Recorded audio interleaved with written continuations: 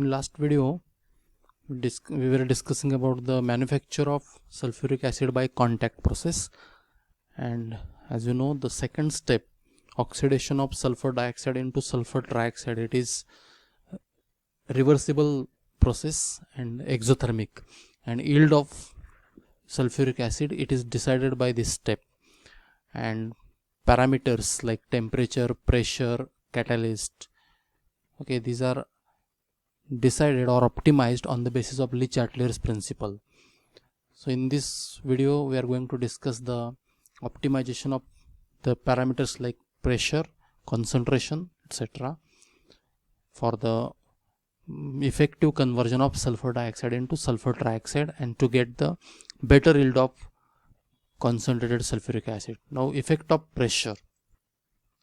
Now, oxidation of sulfur dioxide into sulfur trioxide, it is a reversible reaction. For example, 2 moles of sulfur dioxide reacts with 1 mole of oxygen reversibly, and there is a formation of 2 moles of sulfur trioxide. So here 2 volumes, according to Gay-Lussac law, 2 volumes of sulfur dioxide combines with 1 volume of oxygen, and there is a formation of 2 volumes of sulfur trioxide. Consider at equilibrium N1 molecules of sulfur dioxide are there, N2 molecules of oxygen exist, and N3 molecules of sulfur trioxide exist at equilibrium. Now, according to Le-Chatelier's principle, now here the forward reaction, that is formation of SO3 from SO2, during forward reaction there is a decrease in volume. Number of moles or number of volumes of reactants are 2 plus 1, that is 3, and number of volumes or the moles of product, it is 2. So 3 volume it is converted into 2 volume.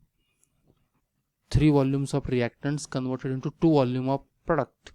There is a decrease in volume, and whenever there is a decrease in volume, according to Le-Chatelier's principle, gaseous reaction proceed with decrease in volume, it is favored by high pressure, and therefore this forward reaction, it is favored by increase in pressure. According to law of mass action, Kp, that is the equilibrium constant for gaseous reaction, it is equal to partial pressure of SO3 upon partial pressure of SO2 and partial pressure of O2. Now, at equilibrium, total number of molecules, it is equal to N1 plus N2 plus N3. N1 molecules of SO2 are there, number of molecules of O2 equal to N2, and number of molecules of SO3, it is equal to N3, and total number of molecules, it will be sum of these 3 numbers, N1, N2 and N3. So total number of molecules N, it is equal to N1 plus N2 plus N3. And consider at equilibrium total pressure is P, capital P. Now the partial pressure of each component, that is sulfur dioxide, oxygen and sulfur trioxide, at equilibrium, it will be the partial pressure of SO2, it is equal to number of moles of sulfur dioxide upon total number of moles, this is the mole fraction, into total pressure. So partial pressure, it is the product of mole fraction and total pressure, and mole fraction of SO2, it is the number of moles of SO2 upon total number of moles present in the mixture, so N1 upon N. Similarly for oxygen, partial pressure of oxygen, it is equal to mole fraction of oxygen into total pressure, and mole fraction of oxygen, it is N2, that is number of molecules of oxygen upon total number of moles of oxygen. So partial pressure of oxygen, it is equal to N2 upon N into capital P, that is the total pressure.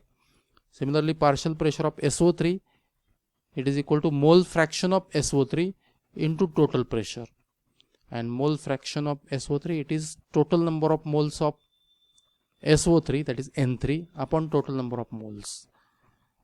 So these are the values for partial pressures of SO2, O2 and SO3. Now we are going to substitute the value of partial pressures of these three components in this equation, and then we get Kp is equal to N3 upon N into P. This is the mole fraction of this is actually partial pressure of SO3 square. Actually this square, it is because of the coefficient 2 moles of SO3 is formed, upon partial pressure of SO2, it is N1 by N into P square, again 2 moles of SO2 is there, into N2 upon N into P. This is the partial pressure of oxygen. So just we cancel the common terms. So this total pressure, it will cancel. So total number of molecules, these are cancelled, and after simplification we get Kp is equal to N3 into N, N3 square into N. N3, it is the number of molecules of SO3 square into N, total number of molecules, by N1 square, N2 square into total pressure. Again N3 square, that is total number of molecules of sulfur trioxide square, it is equal to Kp N1 square into N2 into total pressure by N, that is total number of molecules. And from this it is clear that this number of molecules of SO3, it is directly proportional to the total pressure. Number of molecules of SO3, it is directly proportional to total pressure, or N3, it is proportional to under root P. Okay, N3 square, it is proportional to P. It means N3, it is directly proportional to square root of pressure. It means greater the pressure, greater is the number of molecules of SO3. So increase in pressure favors the formation of SO3. But here most important thing is, when pressure in practice, when reaction is carried out at high pressure, then at higher pressure there is a need to have a thick walls of reaction chamber. Otherwise that the reactor will not sustain at high pressure, and thicker walls of reaction chamber or reaction or that particular reactor increases the cost of process. Okay, even at high pressure, the sulfur trioxide which is formed as a product, it forms thick layer on the surface of catalyst, and it prevents the contact of reaction mixture with the catalyst. Especially it prevents the contact of oxygen for adsorption on the surface of catalyst, and therefore it also responsible to decrease the rate of reaction, and therefore reaction is carried out at 1 atmospheric pressure. This is the optimum pressure. Now next factor is effect of space velocity. The number of liters of exit gases, that is product and unreacted reactants, leaving 1 liter of catalyst space per unit time, it is called as space velocity. And the high space velocity decreases the percentage conversion of SO2 to SO3. So when space velocity is very high, most of the SO2 gas, it will pass unreacted, and therefore percentage conversion will be very less. At the same time, when there is a very low space velocity, then whatever SO2 gets converted into SO3, that SO3 will cover the catalyst surface. That is also not good. Desorption of SO3 increases the yield or percentage of SO3, but at low space velocity, most of the SO3 it will retain or cover on the catalyst surface, and adsorption of oxygen will be difficult. This is also not good for the better yield of SO3, and therefore space velocity, it is adjusted as per the activity of catalyst. So space velocity, it should be optimum so that the activity of catalyst, it will be good. Now next parameter is effect of concentration. So effect of concentration, also concentration of reacting substances plays important role in the yield of SO3. And the step second, that is oxidation of sulfur dioxide into sulfur trioxide, it is reversible reaction. And according to law of mass action, Kc, that is the equilibrium concentration or equilibrium constant, it is equal to concentration of SO3 gas square, that is the concentration of product, upon concentration of reactants upon concentration of SO2 gas square, because 2 moles of SO2 is there, into concentration of O2 gas. So by rearranging the terms, we can write Kc into concentration of SO2 square into concentration of O2, this is equal to concentration of SO3 square. Now here Kc, that is equilibrium constant, it is being a constant, the yield of SO3, it depends upon the concentration of SO2 and O2.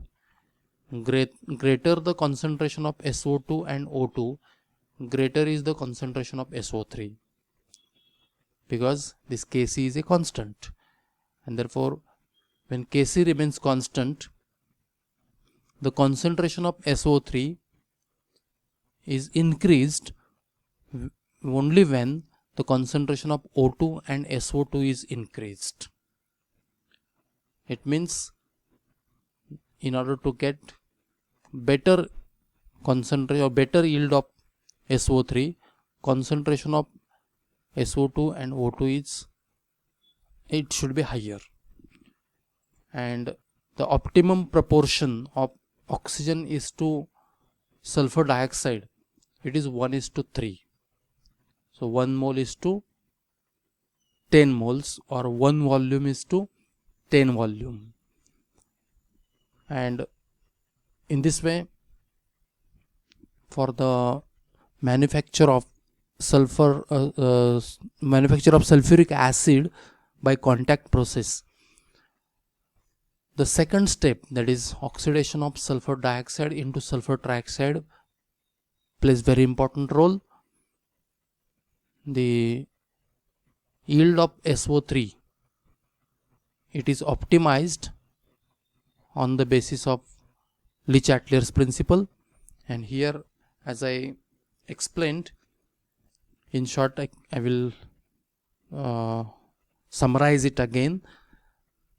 That is better yield of SO3, it depends upon the temperature, and optimum temperature is 823 Kelvin. It also depends upon the pressure.